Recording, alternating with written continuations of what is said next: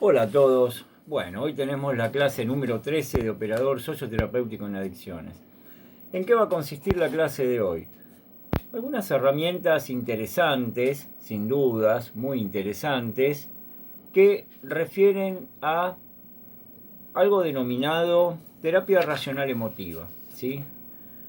También denominado RET en inglés.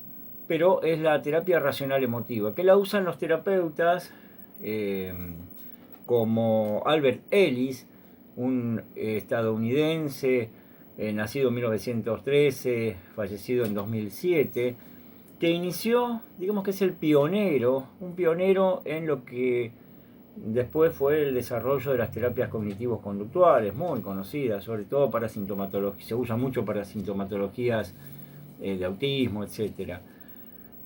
Para un operador socioterapéutico es muy importante por el tema de las adicciones y las ideas irracionales que aparecen en grado sumo en personas precisamente que tienen consumo adictivo o abuso eh, de alcohol, de drogas ilegales, etcétera, o de algún abuso compulsivo de actividad, eh, como por ejemplo el abusar del trabajo, la compulsión al sexo, u otro tipo de adicciones realmente. Así que esta clase, ustedes, obviamente que no van a ser terapeutas en este caso, pero se van a poner en la función de terapeutas. La semana pasada hablamos de ciertos aspectos para poder iniciar entrevistas a una persona adicta o que está en consumo o con abuso de sustancias. Bueno, en esta oportunidad ustedes van a tener una buena posibilidad de empezar a detectar pequeñas cosas en las personas que consumen para poder empezar a erradicar esas creencias, pensamientos que están equivocados, que no llevan a buen camino a una persona. Obviamente que es válido para la parte de adicciones como para sintomatologías, etcétera, porque tiene que ver con el ser humano mismo, ¿eh? Por los problemas cognitivo-conductuales que pueden tener un ser humano. Creo que a todos nos ha pasado en algún momento de hacer esas interpretaciones que nos llevan a momentos bastante eh, difíciles porque no son las interpretaciones, no tienen que ver con la realidad, sino que es una interpretación equivocada de lo que percibimos y cómo operamos en consecuencia. Y muchas veces cometemos errores importantes. Bueno, este psicoterapeuta entonces nos brinda una posibilidad muy interesante de poder tener estas herramientas y aplicarlas, en este caso en pacientes con problemas de adicciones. Ustedes van a ver cómo es eh, muy viable esta forma de poder encarar y detectar esas creencias irracionales. Es pionera en terapias cognitivas a partir de 1955, la terapia racional emotiva. ¿Sí? Por allá, por 1955, empieza a hacerse mucho más conocida y de la mano de Albert Ellis. Luego van a haber otros autores que van desarrollando la misma teoría y les van incorporando ciertas cosas. Pero es muy importante que ustedes sepan este basamento, ¿sí? Este basamento, porque todo ser humano transita precisamente por una realidad de las cosas, por una interpretación y una mirada que tenemos, que el otro hace de nosotros, por el cual nosotros sacamos una conclusión que en muchos casos es equivocada. Detectar esto equivocado en una persona adicta, por ejemplo, es fundamental, porque detectar es después intentar que la persona pueda razonar, que pueda pensar de manera diferente y tener una mirada, una visión realmente realista de lo que está pasando y no montarse sobre hechos, sobre consideraciones que no son válidas, ¿sí? Válidas porque no son reales y pasa una vida eh, en torno a algo casi irreal, y transita un sufrimiento que no tiene por qué transitarlo. Como dije hoy, a todos nos pasa realmente eso. Ahora se van a dar cuenta con muchos ejemplos, varios ejemplos que voy a dar, que es bastante más simple de lo que ustedes creen, por eso es muy aplicable. Por eso lo traigo a esta clase número 13, ¿sí? Para que ustedes puedan disponer, cuando ustedes crean conveniente, aplicar esta teoría que en algún momento vino de la mano del autor Albert Ellis. Bueno, la importancia de las emociones y las conductas, obviamente, y el énfasis, como dijimos, en las creencias, en los pensamientos y en las imágenes mentales que tiene una persona. Hay un esquema básico que consta, vamos a decir, como dijo Ellis, en ese esquema, vamos a nombrar un punto A, B y C. Un A son los acontecimientos activadores, ¿sí? O una situación. B son las creencias y pensamientos que tenemos sobre A, o sea que el disparador de la situación A hace que nosotros creamos ciertas cosas, una interpretación de lo que pasa en A, y que son los principales y directos responsables de lo que va a ocurrir en el C, ¿sí? en la fase C, que son las consecuencias emocionales y conductuales. O sea, cómo interpreté va a tener consecuencias en mi emoción y en mi conducta, ¿sí? Ejemplo, una persona, yo saqué algunos ejemplos que me parecieron muy pertinentes. Una persona llega a un lugar, hay varios desconocidos ahí en ese lugar que lo miran fijamente. La situación es esa, llego a un lugar. La situación es que llego al lugar y que hay personas que me están mirando fijamente. Bueno, entonces, la interpretación del hecho, ¿cómo voy a interpretar? Es el B, ¿sí? Es el B. Yo puedo decir, esas personas me están mirando fijamente. ¿Por qué me están mirando fijamente? Puedo decir, bueno, me están mirando fijamente porque, no sé, debo sembrar cierta desconfianza. Capaz que creen que vengo a robar. Lo veo desde el punto de vista negativo, o sea, tengo una conclusión C negativa.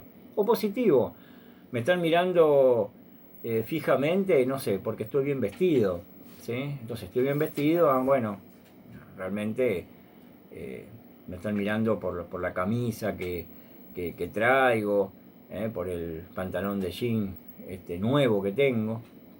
Hay variadas interpretaciones que puedo tener respecto de por qué me miran fijamente. También puedo decir que me están mirando fijamente porque de esas personas que me miran fijamente seguramente hay algunos que me van a querer pegar. Y bueno, es terrible. Entonces yo puedo mirar desde el punto de vista positivo o negativo. Quizá la interpretación que tenga no es ninguna, pero puedo mirar desde el punto de vista positivo o negativo. Obviamente si lo miro de un punto de vista positivo, como dije, no me va a causar ningún tipo de tensión, pero si lo miro de un punto de vista negativo, obviamente me va a causar inquietud, ansiedad, etc.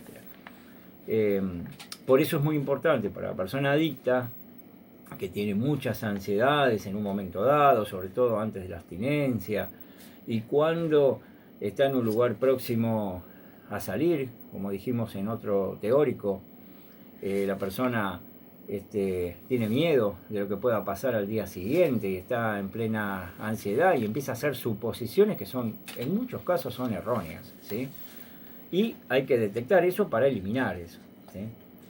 Bueno, Ellis nos dice 11 creencias irracionales. Sacó como primero 11 creencias irracionales, después va a sintetizar en 3, pero yo les voy a leer algunas de esas creencias irracionales. Una, por ejemplo, que tiene un ser humano, dada la estadística que él sacó sobre claros ejemplos, ¿sí? Sobre casos, la necesidad extrema de la persona adulta de ser amado y ser aprobado por un otro, ¿sí? Personas significativas de su entorno, o sea, necesita invariablemente la persona ser amada y aprobada por esas personas que están en el entorno. Puede ser la pareja, pueden ser los hijos, puede ser alguna otra persona que tiene mucha significación para él. O sea, si no está aprobado por él, y bueno, o no lo ama a esa persona, y ya no es lo mismo, ¿sí? Debe ser muy competente para ser una persona válida. O sea, si la persona es muy competente y en todo lo hace en un sentido más de llegar a dar todo de sí, bueno, de esa forma sí va a ser una persona válida, de lo contrario no. Bueno, es una interpretación, es una creencia irracional.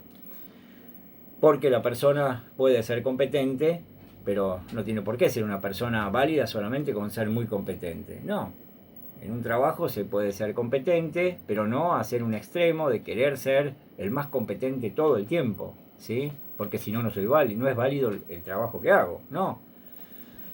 O superar al otro, ¿eh? No, por eso no voy a ser, no es válido, no voy a dejar de ser válido, ¿sí? Las personas que no actúan como deberían son malvadas y tendrían que ser castigadas. Las personas que actúan como no deberían. Si alguien no actúa bien porque comete algún error, un error en la vida, bueno, esas personas, bueno, ya está. Por más que tenga una cantidad de cosas que realmente hacen muy bien, pero porque hizo tal cosa mal, ya es una persona malvada, invalida todo el resto de lo que hizo, ¿sí? Y debe ser castigada. Es una idea irracional. Bueno, otra es terrible que las cosas no funcionen como me gustaría. O sea, si las cosas no funcionan como yo quiero, es terrible. Es una situación complicada de vida. No puedo llegar a ese extremo. Imagínense ustedes la ansiedad, la inquietud, la depresión y en muchos casos la baja autoestima que genera todo esto, ¿no? Siempre pongámonos del lado del operador, viendo a esa persona adicta que puede venir con ideas irracionales de este tipo, por diferentes motivos, desgracia y malestar están provocados por cosas extremas y la gente no puede controlar sus emociones. En realidad la gente puede controlar sus emociones. Está en el tema por cosas extremas, no, perdón, por cosas externas. La desgracia y el malestar están provocados por cosas externas. No, muchas veces no están provocados por cosas externas. Acá estaríamos creyendo nada más que en el destino, que siempre puede haber un destino ya marcado, que nos va a provocar desgracias y que no podemos controlar todas esas emociones de cosas que van a suceder. No, en realidad tenemos un montón de cosas que podemos controlar en nuestras emociones. El tema es lograr controlar nuestras emociones a partir de empezar a tener ideas razonables. Y desactivar, en todo caso, de que hay un destino de desgracia y de malestar que se va a imponer siempre. No, ¿por qué? ¿Sí? Si algo es o puede ser peligroso, debe tener inquietud y pensar qué suceda. Si algo puede ser peligroso, bueno, puede haber algo que puede ser peligroso en el sentido, bueno, mañana vas a ir a, no sé, a tal barrio, ojo porque ese barrio es peligroso, te puede pasar esto y lo otro. Entonces, ya el solo hecho de decir, bueno, voy a ir a ese barrio peligroso, ya estoy diciendo, como es peligroso, me va a suceder invariablemente cualquier cosa. Es una idea racional. No digo que tiene en el ejemplo que doy, cierta condición de realidad. Porque si el barrio es peligroso, obviamente tengo que procurar tomar recaudos, porque si no me queda otra alternativa que tengo que ir, bueno, también hay que tomar recaudos. De cualquier forma, muchos barrios y muchos lugares son peligrosos. Si me va a tener que pasar algo, obviamente me va a pasar en algún lugar, pero voy a prevenir al que sea. Pero no quiere decir que porque sea peligroso ya me pasó algo, ¿sí?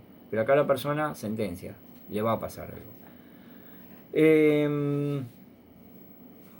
Es más fácil evitar responsabilidades y dificultades de la vida que hacerles frente. Bueno, acá está la evitación. Antes de tener problemas, no, mejor no hago nada, me quedo y evito cualquier tipo de cosa. Por lo tanto, no asumo ninguna responsabilidad y por lo tanto quedo en un punto neutro y no voy a hacer nada. Para el adicto sería muy fácil, ¿no? Sigo consumiendo, no evito la responsabilidad que tengo de mi persona para iniciar una terapia, hablar todo esto que me está pasando. Evito todo eso porque seguramente voy a tener dificultades, me voy a poner en el ojo de la tormenta. No, lo voy a evitar porque todavía no quiero ser responsable de mí mismo. Necesito depender de los demás y en alguien más fuerte en quien confiar, ¿sí?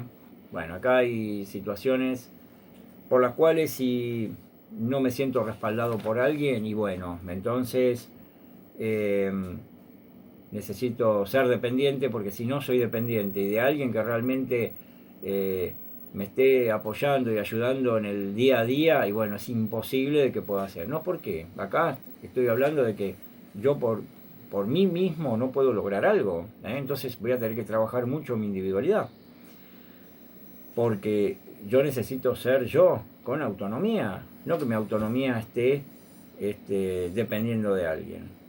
Acá está muy claro que esta es una idea que puede llegar a percibir el adicto en un momento dado con el operador, por la cual el operador se hace dependiente totalmente de ese operador, que tiene que ser circunstancial esa dependencia para después ganar la autonomía. Si no, queda en esa creencia irracional de que si no es con el operador no puedo hacer más nada, por mi cuenta no lo puedo hacer, no puedo realizarme. Lo que me ocurrió en el pasado me seguirá afectando siempre. Hay personas que se quedan totalmente en el pasado y creen que nunca van a poder ser una versión mejor, o hechos que sucedieron en el pasado que fueron traumáticos y ahora ya enlutaron la vida para siempre, y no es así. Hay cosas, inclusive experiencias de pareja, experiencias con amigos, que haya tenido una mala experiencia no quiere decir que después pueda haber una buena experiencia. Acá el que se quema con leche ve la vaca y llora. Bueno, si nos quedamos con eso, y bueno, nunca más se puede llegar a tener otra experiencia que pueda llegar a echar por tierra aquella que no fue buena. Existe una solución perfecta para cada problema y si no hallamos sería catastrófico. Bueno, acá cada problema tiene supuestamente una solución y si no lo logramos, surge una catástrofe porque no logré hallar la solución exacta de ese problema. Todas estas ideas irracionales las sintetiza en tres, que Ellis las llama exigencias absolutistas que tenemos o necesidades perturbadoras. ¿Sí? Vamos a llamar de una de las dos formas: el deberías, el es necesario que, etc. Y tiene tres puntos importantes, que es en estas ideas irracionales que se sintetizan en tres. Esas tres son uno mismo, otra u otras personas y la vida misma, de la vida o el mundo. ¿Sí? En el caso del uno mismo, debo hacer las cosas bien y merecer la aprobación de los demás por mis actuaciones. ¿Sí? Una idea irracional. ¿Por qué? Voy a tener que nada más que estar pensando en que si el otro no me aprueba por mis actuaciones, no merezco entonces. No, acá hay mucho del aplauso, ¿no? Aquel que solamente está dependiendo de los aplausos y no tiene el aplauso de los demás, la persona siente que no es nada, ¿sí? O que no logró algo importante. Tiene que sentirse él bien, él, la persona, tiene que sentirse bien. Otra u otras personas deben actuar de forma agradable, considerada y justa. O sea, si otras personas no son agradables con él o con ella, no sirve. No, hay personas que realmente tienen su vida y no operan en consecuencia bien. Hay personas que no podemos esperar lo mejor de otras personas siempre, porque muchas veces no hay esa mirada humana del otro. El otro viene con cosas que quizás hasta por envidia o por celos nos comentan cosas. Entonces deben actuar de forma agradable, considerada y justa. Y bueno, mucha gente no actúa de esa forma, ¿sí? Ni le interesa actuar de esa forma. Y a la persona no le tiene que interesar qué es lo que opina el otro. O por lo menos, si opina otra persona sobre la actuación de tal o cual sujeto, ese sujeto lo tiene que tomar entre pinzas y punto. ¿Sí? Ya está, opinás bien, opinás mal, bueno, pero es tu opinión. Yo tengo mi autonomía, punto. Y mi opinión también. Y la vida del mundo, bueno, debe ofrecerme unas condiciones buenas y fáciles para que pueda conseguir lo que quiero sin mucho esfuerzo o incomodidad. Bueno, obviamente, en la vida misma todo es esfuerzo. Hay que hacer en base a esfuerzo. La trama vincular que existe en mundos laborales, inclusive en los vínculos familiares, no es fácil. Siempre son negociaciones permanentes que tenemos que realizar. O sea que el esfuerzo va a tener que estar siempre. Las cosas no van a venir fáciles, ¿sí? Y eso es lo que tiene que saber también una persona adicta o alguien que está en pleno proceso de rehabilitación y que tiene que saber que no va a ser fácil, no va a ser fácil, pero que la oportunidad de rehabilitarse sí está y lo va a lograr, tener esa positividad. Cuando no se cumplen las exigencias absolutistas, surgen pensamientos obviamente derivados con ese tremendismo, no puedo soportarlo, y la condena o anticondena que se realiza y se realiza a sí mismo ese sujeto.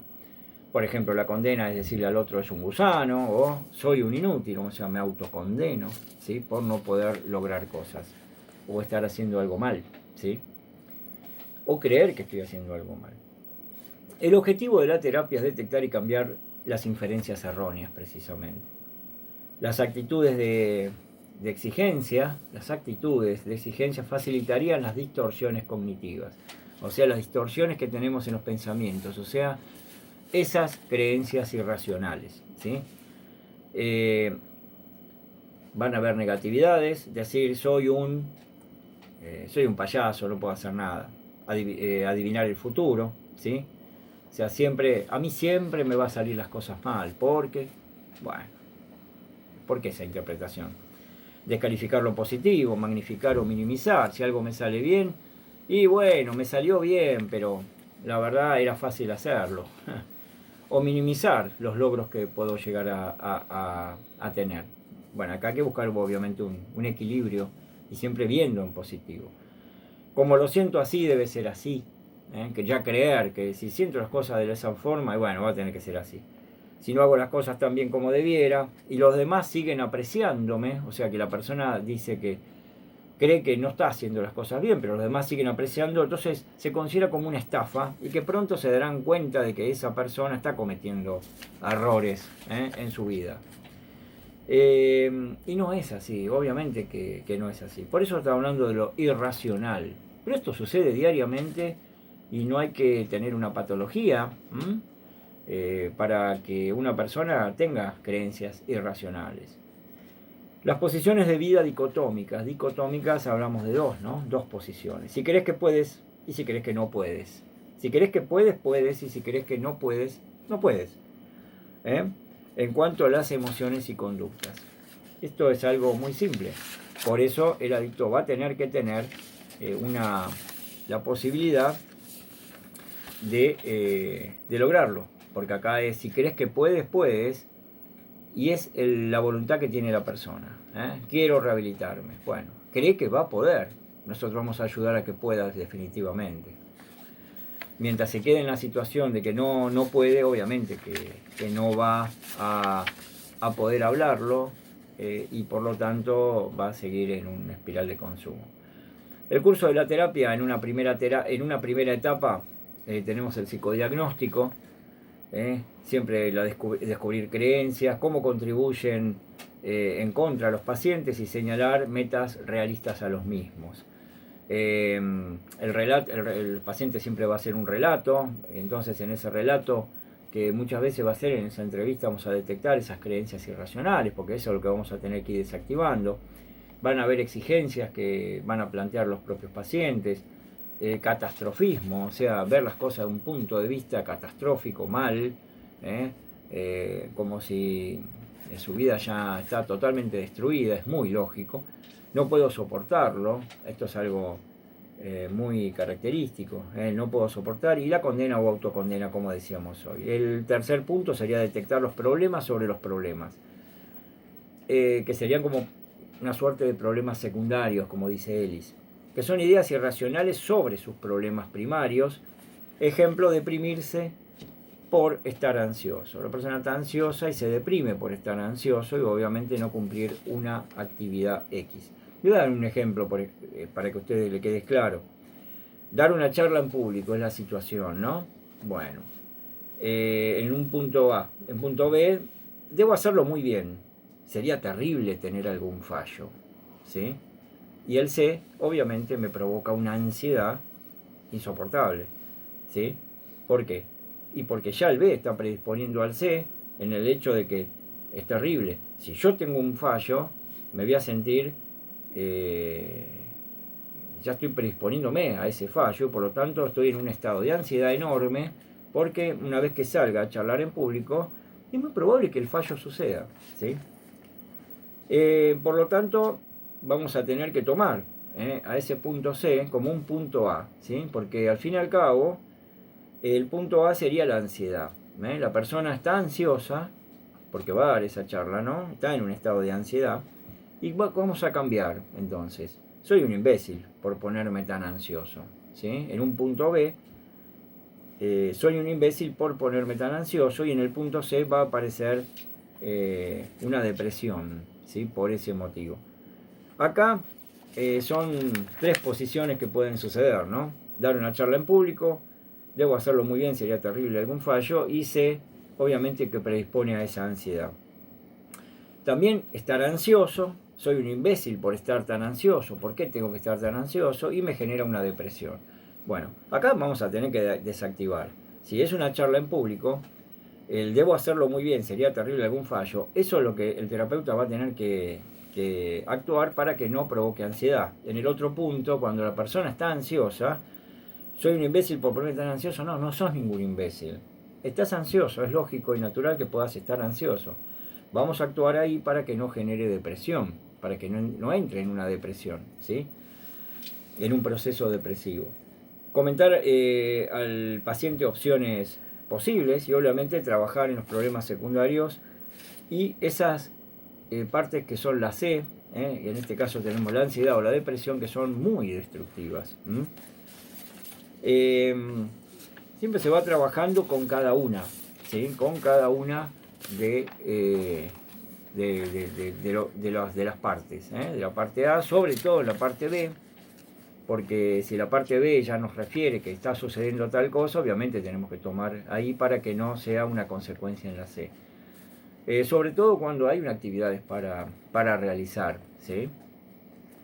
Explicar cómo funciona la 3, en la terapia racional emotiva, siempre hay que explicar a ese paciente de qué se trata. Hacer autorregistros, una situación, responde mal a una pregunta en clase, ejemplo, y estos son autorregistros que tiene la persona y que lo puede hacer también en grupos o cuando pasó determinada cosa y lo quiere reflejar. Nosotros después vamos a hablar con él. Lo habla el terapeuta, pero cuando tenemos que hablar nosotros vamos a tener estas herramientas muy indicativas para poder resolver. La situación de A, entonces, responde la situación. A, situación. Responde mal a una pregunta en clase y mis compañeros se ríen. Bueno.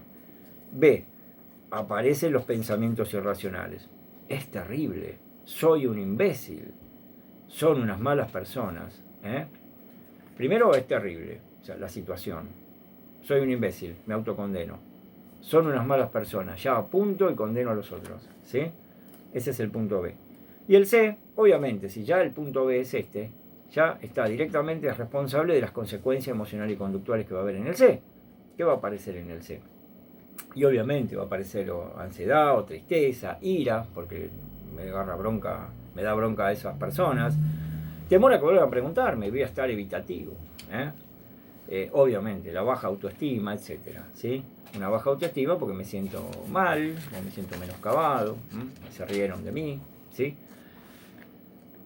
Hay un listado de problemas. Este es un esquema que es muy habitual y que nosotros hacemos un seguimiento en cuanto a la charla que tengamos con la persona, sobre todo el relato que nos van haciendo. Hay que ser muy observador. Listado de problemas emocionales y conductuales en términos entonces ABC, no ser rígidos ni exigentes, no podemos exigir demasiado, ¿sí? Seamos muy cautos en eso, muy prudentes, porque podemos lograr, por querer detectar esos problemas y solucionar, y para que piense de manera diferente, podemos empezar a casi como a exigirlo demasiado a la persona y generamos efectos contrarios, ¿no? Se van a sentir muy presionados, que ya lo están, entonces no generemos una presión adicional.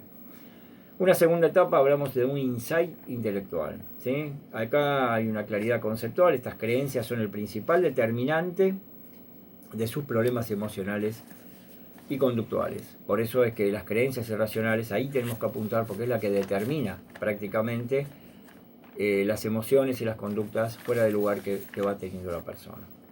Aunque empiecen en la infancia, porque hay cosas que pueden empezar muy remotamente, se pueden mantener como dentro de la mente de la persona. Comprender qué causan problemas. Son actitudes obviamente perjudiciales, llegar a autoaceptarse lleva todo un tiempo, ¿sí? Para librarse de ellas hay que trabajar mucho tiempo, como todo, ¿eh? Así como el adicto tiene que trabajar realmente para rehabilitarse. Una tercera etapa hablamos del cambio de actitudes. El terapeuta enseña a razonar. Nosotros también podemos enseñar a razonar cuando hablemos con la persona. Vamos a usar la persuasión siempre. Los diálogos socráticos, alumbrar la idea. Los diálogos socráticos sería alumbrar una idea, alumbrar la idea de la razón, ¿sí? De la opinión del otro. Crear nuevas ideas racionales para afianzarlas después. Una vez que la persona empieza a razonar de manera diferente, empieza el proceso de afianzamiento. Tenemos un nuevo ejemplo. Situación. Respondo mal a una pregunta en clase y mis compañeros se ríen. Volvemos otra vez entonces. Bueno. B. Pensamientos irracionales. Es terrible, soy un imbécil, son unas malas personas, ¿no? Decíamos. C. Las consecuencias. Ansiedad, tristeza, ira, hostilidad, alejarme de ellos. Recuerdan que decíamos eso, ¿no? Pero ahora vamos a tener un punto D, ¿sí? Pensamientos racionales sería, o tener ese realismo, esa adaptación a la realidad. ¿Cómo tendría que pensar para sentirme y actuar en la forma deseada? En la forma deseada. Bueno, ahí es donde tenemos que apuntar, a persuadir, a decir a la persona: no sos ningún imbécil, ¿sí? No sos ningún imbécil porque se han reído de vos. Ahora, ¿cómo sabes vos por qué se rieron? ¿Sí? ¿Por qué supones que dicen que sos un imbécil? Entonces, ese punto D es muy importante, porque motiva a que la persona empiece a desactivar lo que ya tenía activado. O por lo menos empiece. Prefiero hacer las cosas bien, puede decir, pero tengo derecho a equivocarme. Es normal que me moleste un poco, que se rían porque me he equivocado, puede pasar. Esto no demuestra que sean unas malas personas. Quizás les ha hecho gracia o tienen ganas de divertirse. No es minimizar el hecho, es poner el hecho como corresponde, porque no era tan terrible, no es terrible la situación. La persona no es ningún imbécil porque se han reído de él o de la situación en que se equivocó, nada más. Y tampoco eran malas personas las otras porque se rieron. Entonces, tomándolo de esta forma, en el punto D tenemos una consecuencia emocional y conductual en el punto E ahora, que es cómo me gustaría sentirme y comportarme en situaciones similares, ¿sí? En situaciones similares. O sea, respondo mal a una pregunta en clase y los demás se ríen. Bueno, me quedo tranquilo. Les pregunto por qué les ha hecho tanta gracia, al fin y al cabo. Y quizá acabo riéndome yo también. Acá es algo muy claro cuando decimos, ¿es bueno reírse de uno mismo? Bueno, está bueno reírse de uno mismo. Lo tomo de quien viene. Y bueno, si se rieron, ¿qué me importa? Pero no voy a generar que emocionalmente yo me sienta mal por eso, o cambie una conducta y me aísle por ese motivo. Aprendo tranquilamente cuál era la respuesta correcta y me siento bien conmigo mismo y con los demás, ¿sí? Marcando un punto prácticamente de retorno, porque si no, no tengo punto de retorno. Ustedes fíjense que directamente no me interesa más nadie. Ustedes van a tener también, esto lo van a tener en las técnicas cognitivas, emocionales y conductuales, algo de eso de lo del autor. Ustedes están en los ítems, por ejemplo, cognitiva, discusión o debate de las ideas irracionales. Es más o menos lo que vamos diciendo: detectar, discutir y cambiar las falsas atribuciones, buscando hipótesis alternativas, usar la imaginación y la fantasía. en cuanto a las cognitivas, de pensamiento. Emocionales, bueno, las técnicas de expresión emocional, pero detectando las ideas que están en su base. Ejercicios para superar la vergüenza, ¿sí? Usar historias, chistes, leyendas, parábolas y canciones, etcétera. Técnicas conductuales, tareas para la casa, premios y castigos autoimpuestos supervisados por el terapeuta o un familiar o un operador socioterapéutico en adicciones, en el caso de que trabajen con personas con adicciones. Esto en el caso de para la terapia racional emotiva. Vamos a dejar a un lado ahora la terapia racional emotiva, que va a ser una herramienta bastante interesante que puedan tener ustedes, por eso las traje, porque me pareció muy interesante que ustedes tengan esto, porque se da mucho en personas con adicciones, como cualquier sintomatología o persona con patología que viene con creencias irracionales, ¿sí? Para desactivar y que la persona empiece a transitar un periodo saludable de vida. Vamos a hablar del alcoholismo, ¿sí? Vamos a hablar del alcohol y el alcoholismo, ¿sí? Hoy vamos a dar como una introducción. El alcohol siempre está presente en la sociedad, más aún porque es una droga legal, y desde antaño se ha bebido alcohol sin problemas, legitimado por la sociedad. El alcoholismo es una enfermedad causada obviamente por el consumo excesivo de alcohol, de bebidas alcohólicas en un tiempo prolongado. Hay dependencia obviamente física y psicológica que se produce cuando se bebe en exceso, afecta a áreas obviamente también como en las drogas, en la vida familiar, en la vida laboral, social, etcétera, con amigos, con la pareja, obviamente que orada todas esas áreas, etcétera. En cuanto a los problemas físicos, bueno, muchos deben saber, obviamente la cirrosis hepática es un grave problema que es muy muy conocido, el problema que produce el alcohol, la hipertensión arterial, desnutrición, porque la persona consume alcohol y no come realmente, problemas gastrointestinales, cardiovasculares, puede producir cáncer, etcétera. En cuanto a los problemas mentales, bueno, trastorno de estado de ánimo, depresión, puede haber daños cerebrales, ¿sí? En el tema orgánico en cuanto a problemas cerebrales. En cuanto a los síntomas, puede ser leve a grave. Obviamente la discapacidad para limitar la cantidad, ya tenemos un síntoma, ¿sí? Cuando la persona empieza a no tener filtro y empieza a beber, no tiene límite. El deseo de dejar de consumir alcohol y fracasar permanentemente. El empleo de tiempo en beber y la recuperación después, tiene una recuperación traumática. Deseo fuerte de beber, o sea, siempre está la posibilidad de abrir una botella y beber, aún viene amigos y siempre está en esa situación, es un síntoma. Abandono de actividades para consumir, no hago otras cosas por querer consumir.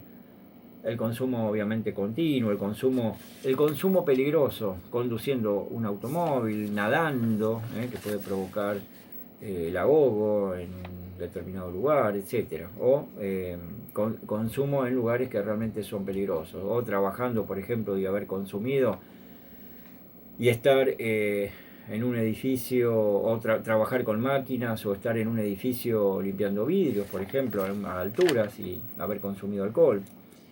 Necesidad de más cantidad para sentir su efecto, los síntomas de abstinencia que son los sudores, temblores, etcétera, la búsqueda de razones para beber, o sea, siempre hay una excusa para poder beber.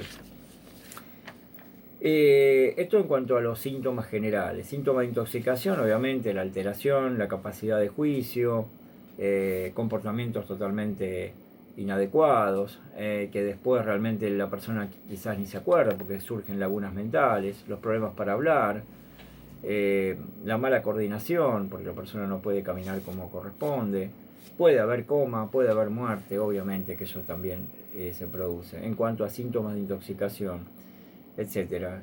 Síntomas de abstinencia, bueno, como dijimos hoy, temblores, sudores, sudoración, puede darse en varias horas o en 4 o 5 días después, aparece la abstinencia cuando ya la persona es dependiente del alcohol.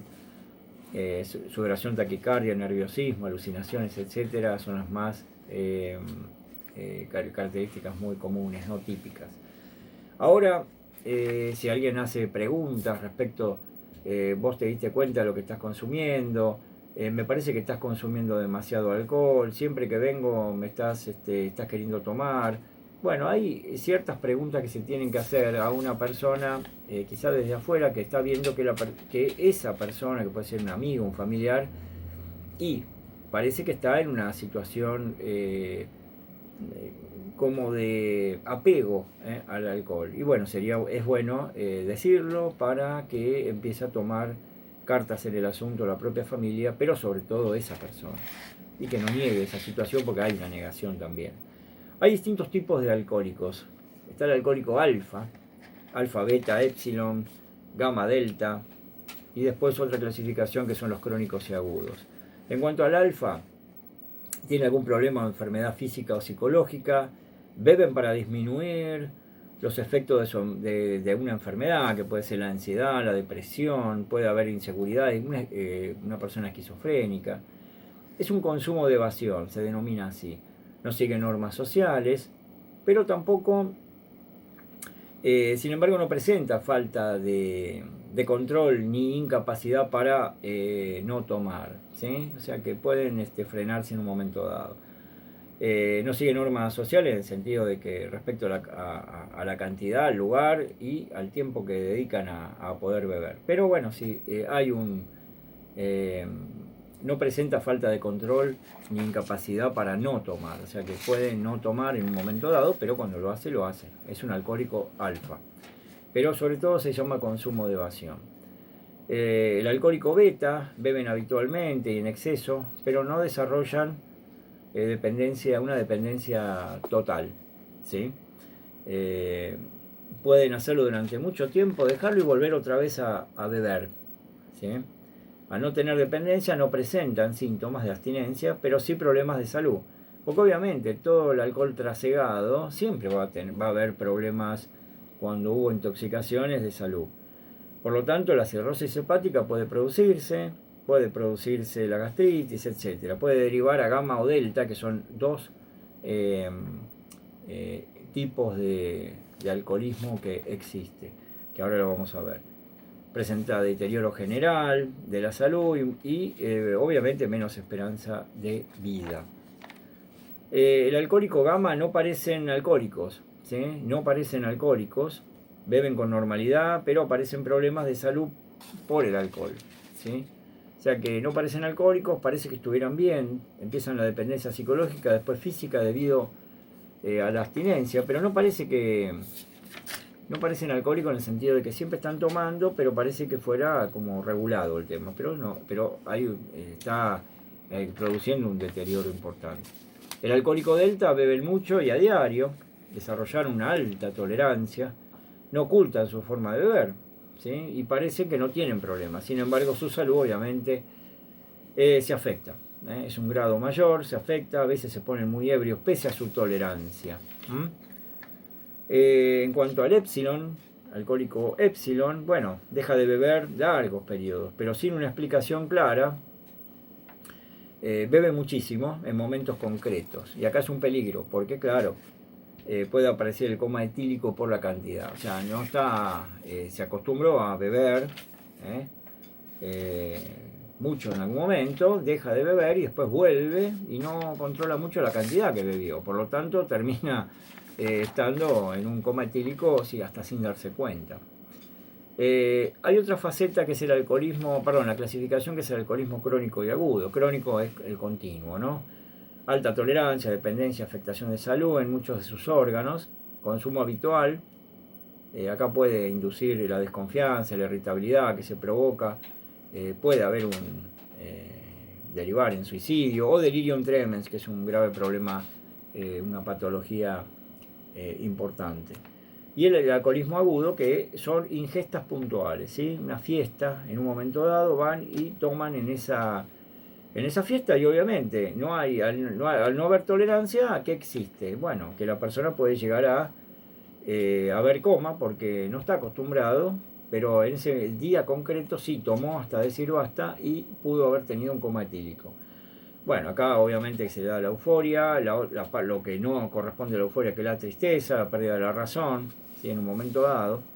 y después aparecen los mareos, vómitos, náuseas, cuando pasa esta situación y aparece lo que es una abstinencia, porque es un alcoholismo agudo, pero se presenta en momentos concretos.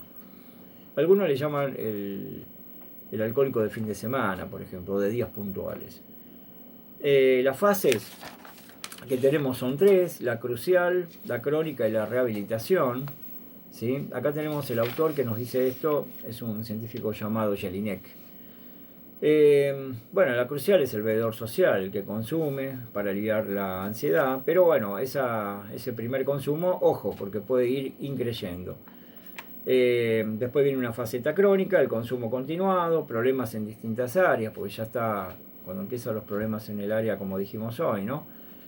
Personal, familiar, laboral, de estudios, social, etc. Ya empieza a girar en torno al consumo, bueno, esas áreas se empiezan a deteriorar, los lazos se empiezan a deteriorar como otra droga. Siempre hay una excusa para poder tomar, la salud se ve afectada, aunque no se note, órganos internos pueden estar comprometidos. Y es serio porque está siempre tomando la persona, ¿sí? O sea que, aunque no se vea por fuera, sí los órganos internos pueden estar seriamente comprometidos. De esto hablamos muchas veces, de que hay personas que de la noche a la mañana, no sé, tuvieron un accidente cerebrovascular. Uy, ¿qué pasó? Y si siempre estaba tomando. Bueno, finalmente tenía una hipertensión y apareció con un accidente cerebrovascular hemorrágico y terminó la vida de la persona, ¿sí?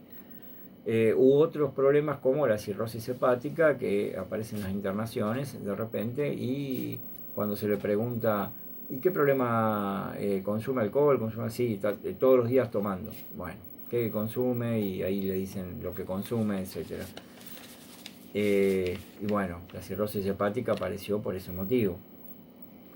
Y la rehabilitación, cuando busca ayuda externa. Hay una ayuda que busca la persona permanentemente, y como toda persona, como las personas que consumen drogas ilegales, esto pasa lo mismo. Acá dice, no quiero saber más nada, quiero dejar de consumir, y bueno, le dicen a un familiar, por lo general Al-Anon, igual que Nar-Anon en drogas, Al-Anon en la parte de lo que tiene que ver con alcoholismo, es muy importante en esos grupos porque van personas que también han consumido, están consumiendo, y están los grupos también de familias de alcohólicos anónimos, que son muy efectivos.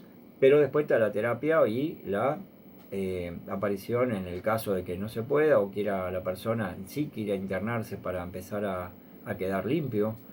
Empieza el proceso de rehabilitación, que es duro, porque pasa lo mismo que la persona que consume drogas ilegales, es lo mismo.